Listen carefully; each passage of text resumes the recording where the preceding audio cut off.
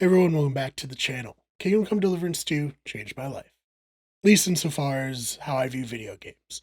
I always say that for the longest time, I was the type of gamer to favor sports and multiplayer titles, the types of games associated with the more casual side of gamers.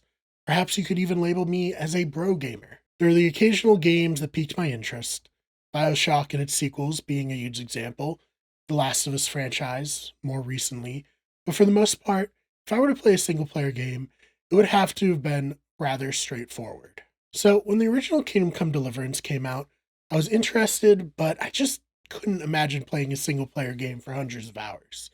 Unless it was Madden, I guess. On top of that, every review I read emphasized that the combat was extremely difficult to master. Another barrier to entry, so I let it go. Then this year, I saw advertisements for Kingdom Come Deliverance 2, and I just knew that I had to try it. You see, I love the Song of Ice and Fire books, better known for their adaptation of Game of Thrones. As you may know, there hasn't been a new book in a while, but there are supplemental books such as The Tales of Dunk and Egg, three novellas that tell the story of a hedge knight and an incognito Targaryen prince traveling the country and lending their aid wherever it's needed.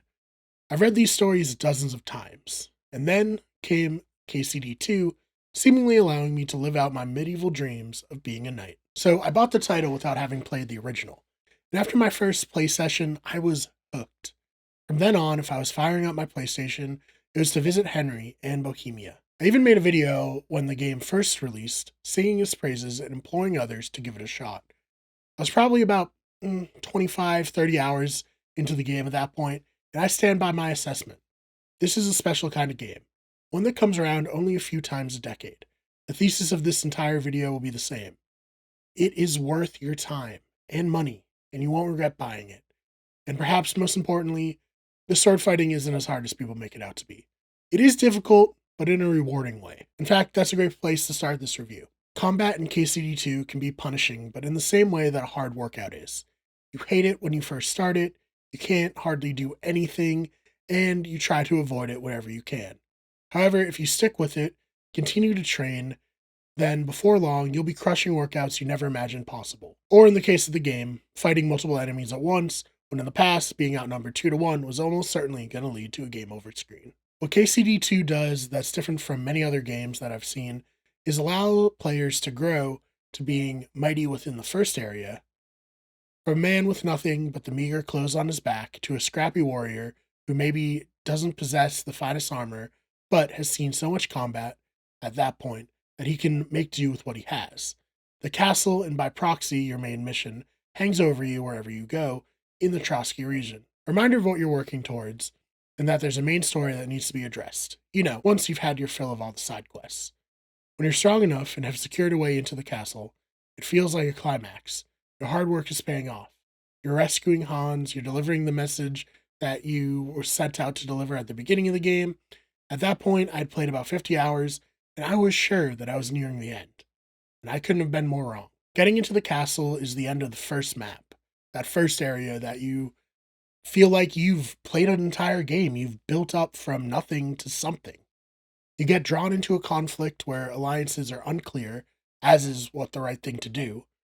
If you're like me, you become involved in a massacre that haunts Henry and you alike.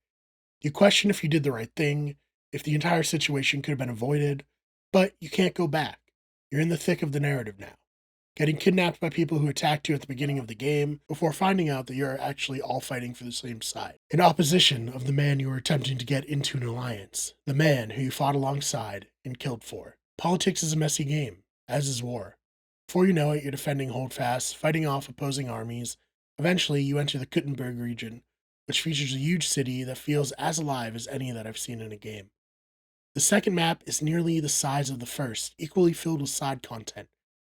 You think that you are like hot shit coming into Kuttenberg, and then it's just an entirely new ball game. The enemies are more difficult, their armor better. It's essentially like you're playing a sequel within the same game. Everything is bigger. Not just the cities, but the stakes and the missions. If you're like me, then you spent a further 60 hours collecting characters to aid you in your fight against King Sigismund. The choices are interesting and impactful.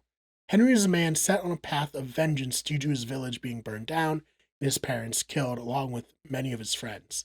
Innocent people murdered to advance the claim of a king from a faraway land. His cause is just, or as just as any revenge mission can be.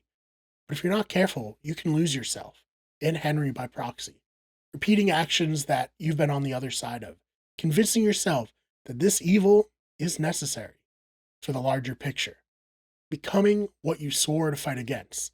As there's a heavy overtone of Christianity, this comes with the added layer of Henry not only damaging his reputation with those on earth, but perhaps damning his soul for eternity.